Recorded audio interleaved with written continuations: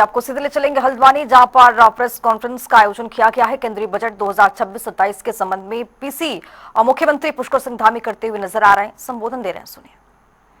Investment शासकीय का जो बजट होता है, तो बजट से पूर्व माननीय निर्मला सीतारमण जी वित्त मंत्री जी ने एक बैठक आयोजित की थी, जिसमें सभी राज्यों के लोगों को आमंत्रित किया था अपने अपने सुझाव देने के लिए।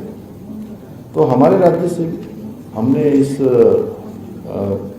Special scheme for capital investment के विस्तार के लिए भारत सरकार से अनुरोध किया था। तो हमारे अनुरोध पर भी विचार किया गया है और इस योजना को विस्तार मिला है। पहले की तुलना में इसमें बजट बढ़ाया गया है। जब पहले ये संशोधित अनुपान 1,44,000 करोड़ रुपए से बढ़कर 1,85,000 रुपये इस स्कीम के लिए किया गया है, जो कि पहले की तुलना में 41,000 करोड़ अधिक है। जल जीवन मिशन योजना हमारे राज्य के लिए अत्यंत महत्वपूर्ण है।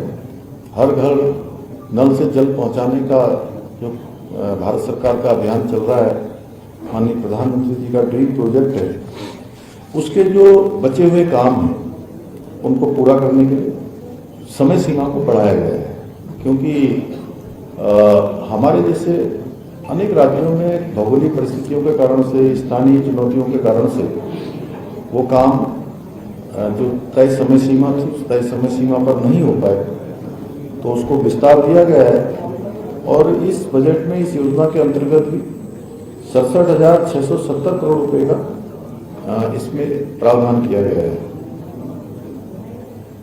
बजट इसमें प्रमुख रूप से जो प्रावधान है उसमें उत्तराखंड को विशेष रूप से जो लाभ मिलने वाला है उसके लिए हम सब आशान्वित हैं।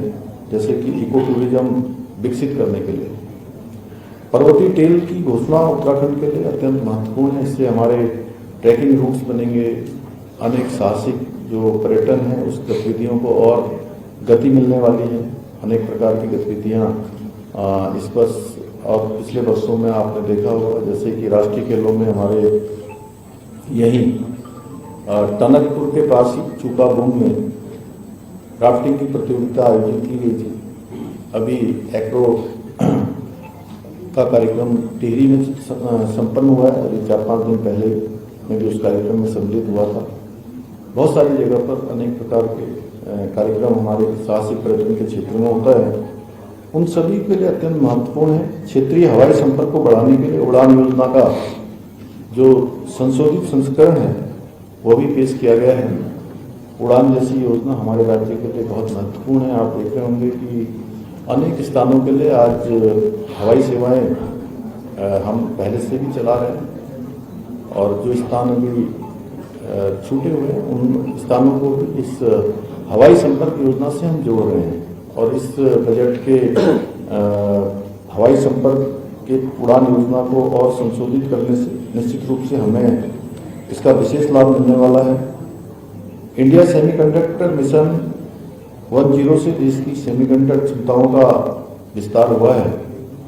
इसी आधार पर सरकार ने अब इसको ISM 20 लॉन्च करने का प्रावधान किया गया है, जिसके तहत इक्विपमेंट और मटेरियल्स का उत्पादन, फुल स्टैक इंडियन IP का विकास और सप्लाई चेन को और मजबूती मिलेगी।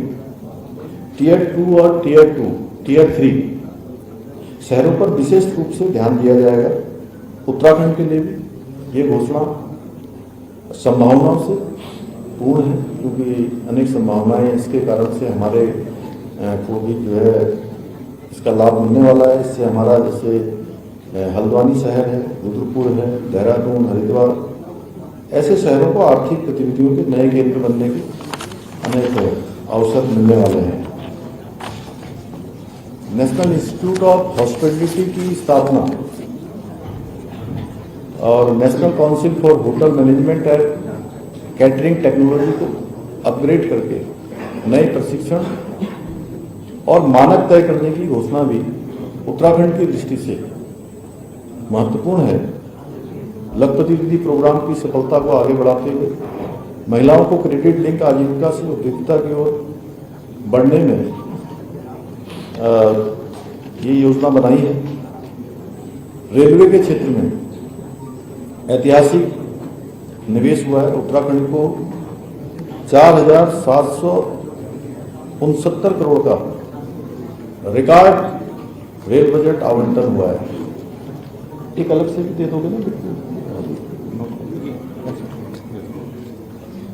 इसे लिख लीजिए। 4,769 करोड़ का रेल बजट का आवंटन हुआ है, जो 2009 और 2014 की तुलना में 26 गुना अधिक है। राज्य में इस समय 39,491 करोड़ की रेल योजनाएं गतिमान है, उनकी निर्माणाधीन है। ऋषिकेश कर्णप्रयाग रेल परियोजना तेजी से अंतिम चरण की ओर है। तेजी से उसका निर्माण कार्य चल रहा है। 11 स्टेशन अमृत स्टेशन योजना के तहत रिडेवलप हो रहे हैं। 100%